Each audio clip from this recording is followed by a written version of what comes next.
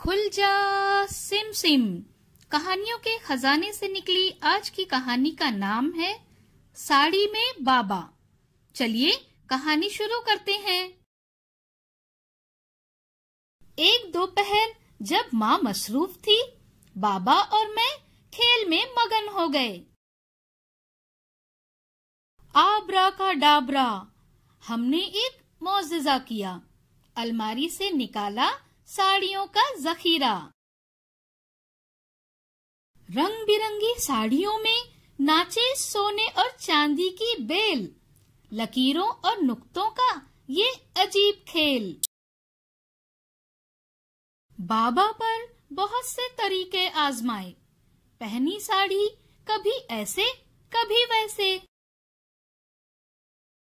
बन ठनकर मेरे खूबसूरत बाबा लगते हैं जैसे कोई बादशाह। फैशन शो का खेल तमाशा, देखो देखो साड़ी में बाबा।